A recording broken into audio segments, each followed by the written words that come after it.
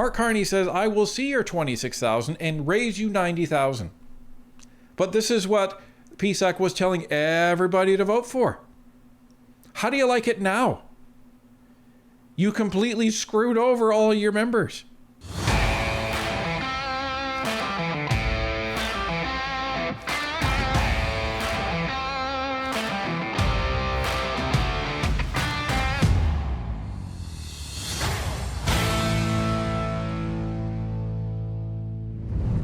Here it comes, folks. The government has officially asked all of its departments to find billions of dollars in savings in order to offset Mark Carney's massive spending spree, and everyone is already sounding the alarm bells. However, one NDP commentator is making the most important observation of all. Nobody voted for this. Let's take a look. Carney government tells employees they may face job cuts as Mark Carney looks to trim spending. Given the scope of requested spending reductions, adjustments to our workforce may be necessary, said the memo. From Bloomberg News and National Post. The Canadian government told employees they may face job losses as Prime Minister Mark Carney searches for spending cuts to keep the budget deficit in check. Top bureaucrats at Employment and Social Development Canada and other government departments sent emails to employees on Wednesday informing them of a broad review of how the government spends and what it does. Quote, given the scope of requested spending reductions, adjustments to our workforce may be necessary, end quote, said the memo, which was seen by Bloomberg News. The department, known in Ottawa by the acronym ESDC, employed more than 36,000 people in the fiscal year that ended March 2024.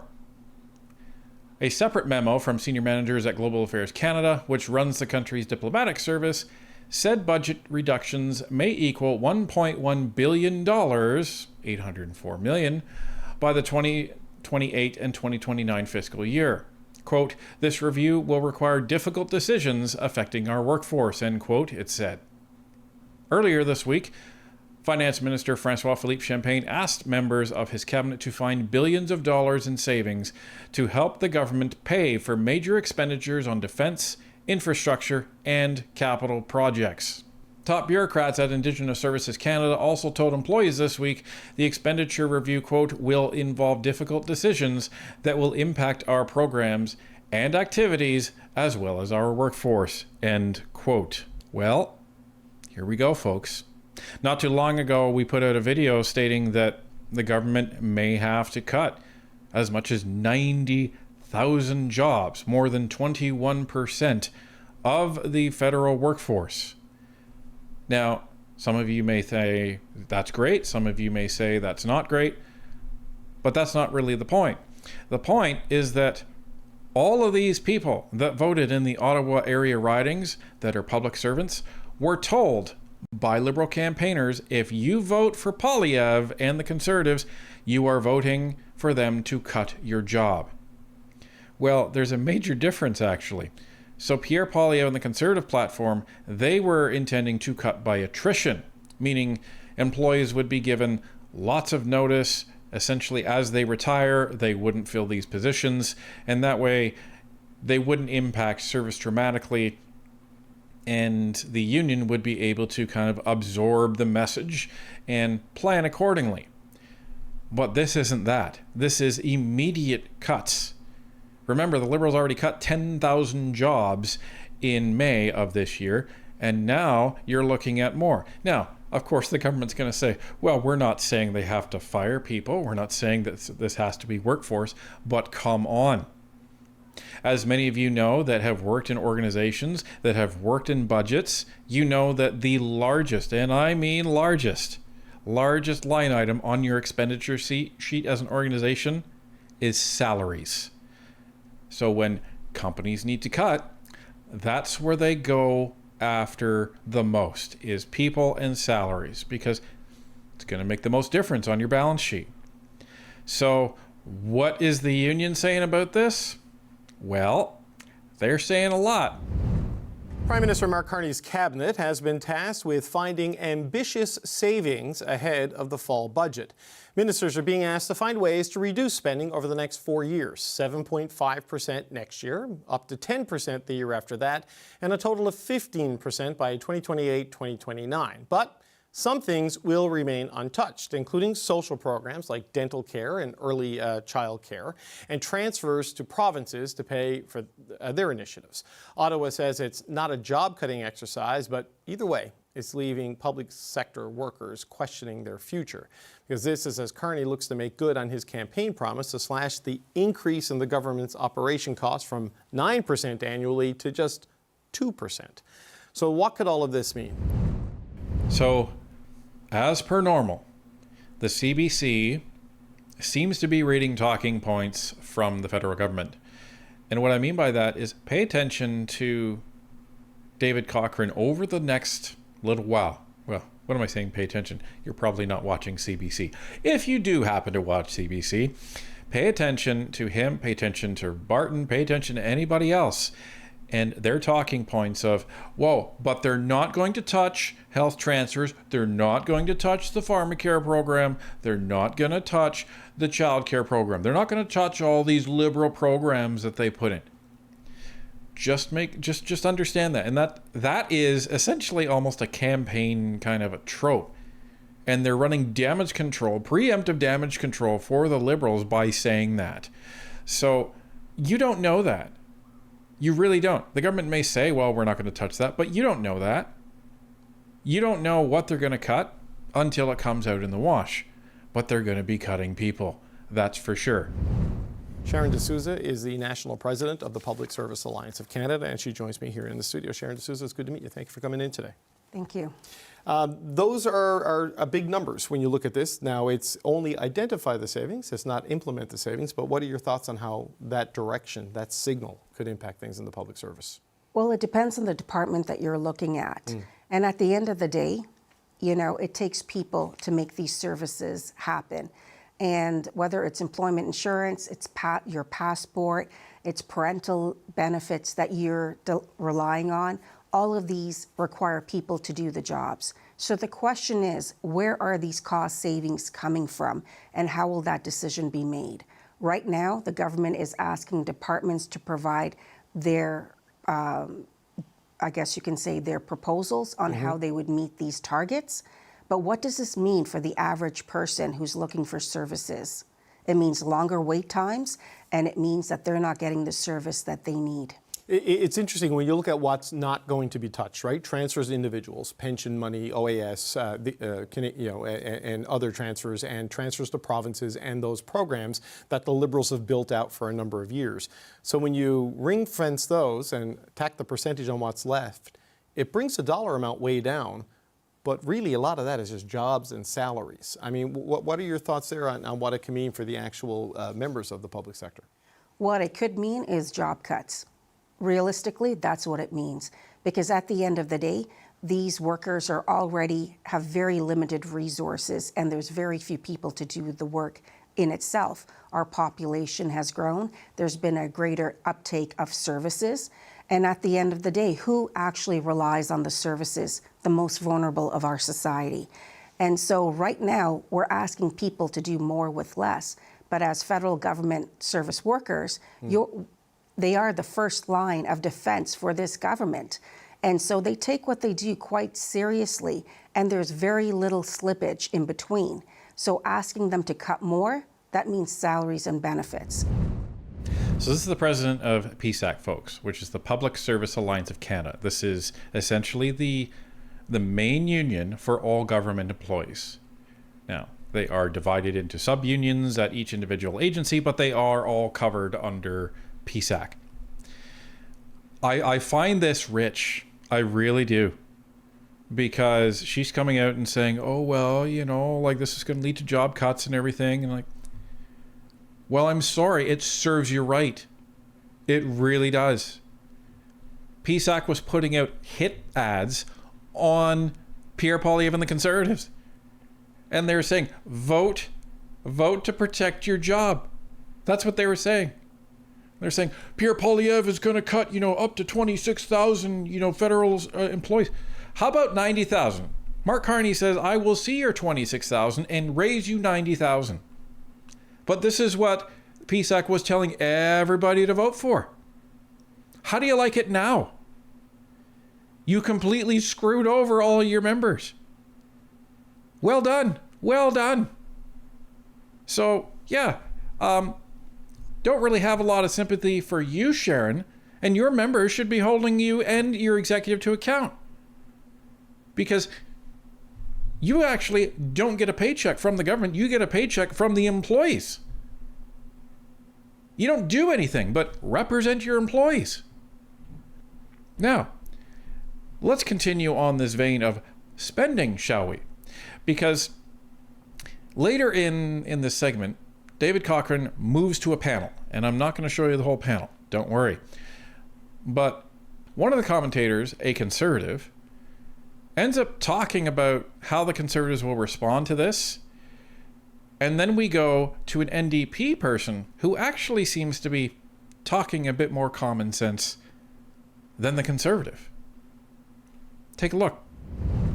Michael, it's important to point out that this is identify savings, not implement them, right? But it sends a pretty clear signal. But when you take out all the things that the Prime Minister says he won't touch, right? Transfers to provinces, transfers to individuals, the programs, the suite of programs the Liberals have built, I don't know, like half of the budget is off limits. But even with that, you're still looking in round numbers of identifying like $14 billion in cuts, give or take, by next spring or more, right? That's a staggering number. Yeah, it is staggering, and it's a far cry from the previous iteration of this Liberal government. Yes. I spent the last 2 months here of the Carney-led government. My head has been spinning in terms of trying to understand it. I look at these things in terms of the political outcomes that they'll lead to.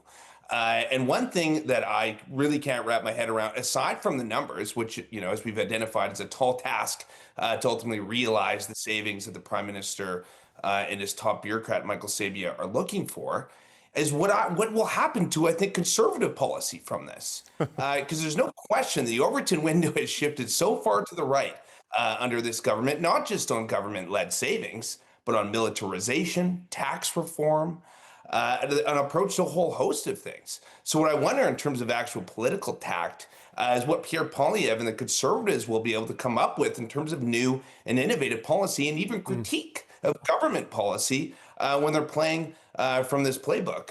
Beyond just the wheels falling off and the Prime Minister not being able to exceed or meet the ambition that he set, I'm not clear exactly how the Conservatives will be able to respond in this climate with what's being put forward right now.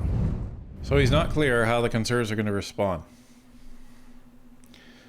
Well, how about the Conservatives wouldn't have been aiming for a $92 billion deficit? That's the first part, Mr. Solberg. Conservatives would not be aiming for a $92 billion deficit. So that's one. Number two, the Conservatives most likely wouldn't have shifted all of our focus on strategic spending to the more expensive overseas, to Europe. So that's number two. Number three, pretty sure that I've already talked about this, and the Conservatives talked about this, they were going to take a completely different approach in how to pay for this, well, any of their spending, with a gradual reduction in the public service. And the next part is they've already talked about the policy, and Mark Carney has not been willing to take their suggestions on the policy, which is removing C-69, C-75, and never mind all of the crime issues that are going on in this country. So there's lots of room for this Conservative Party to critique the Liberal government and to critique Mark Carney on the spending. And don't forget, folks, we are still waiting to see Mark Carney's assets, to see what potentially he could be benefiting from with all this alleged spending. We still don't know what these national projects are that they keep talking about are going to be so expensive. Still don't know what they are, but apparently we got to pay for them. So there's a lot there. And the other thing, I'm pretty sure that the Conservatives would have put forth a budget announcing how to pay for all this stuff. And they wouldn't have been raising taxes to pay for all of this stuff, because they wouldn't be spending as much as Carney says that he's going to. That's the big difference. And the other difference is that the Conservatives weren't talking about the government buying pipelines. That's not what was going to happen. Carney seems to think that that's what they're going to do, but that's not what Pierre and the Conservatives put forward in the election.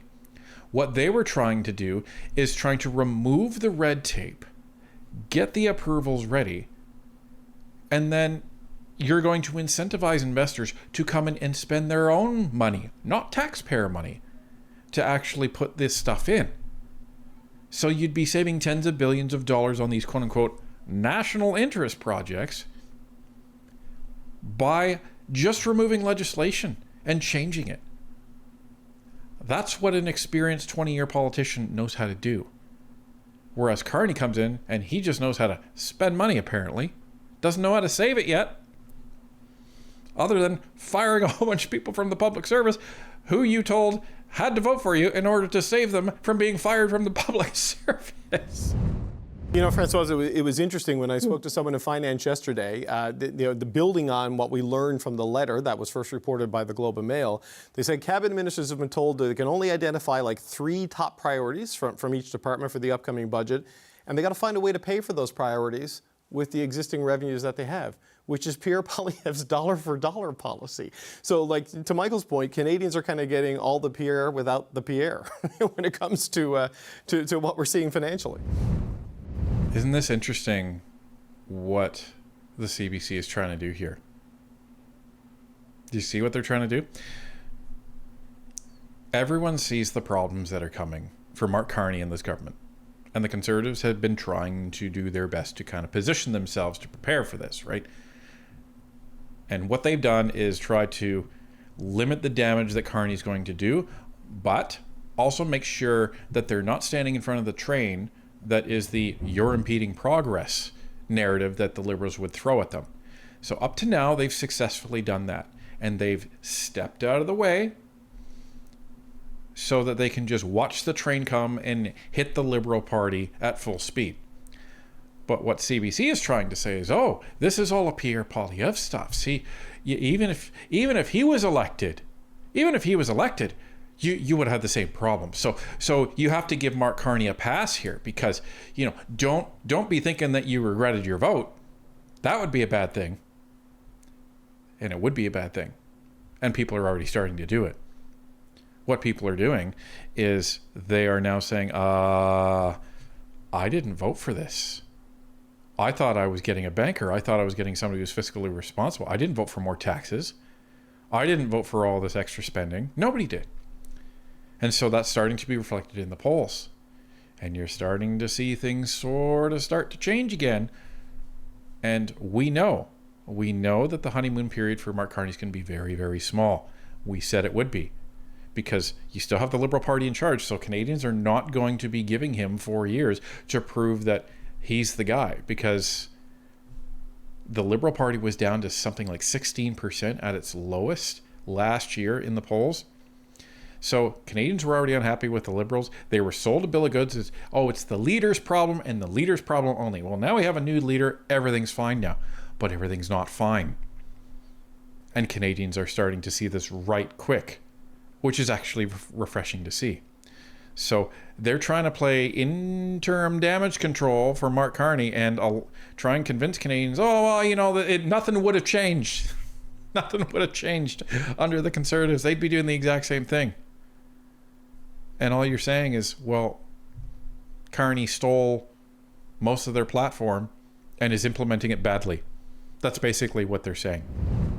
This country will need a bit more NDP, that's for sure, just to ask certain questions. I say that laughing, but at the same time, I think it's their time, if they were organized, to stand up. Because on one point, you have the government and you have the opposition singing the same tune. It's going to be hard for the Conservative out from the bench to ask the critical question that would be critical, because I'm sure they, in their deep down inside, they enjoy hearing all that. But who's asking the question, the real questions? Like, okay, we'll make all these cuts. I understand why Paul Martin did them as finance minister in the 1990s, when our finance and our economy was bad on all fronts.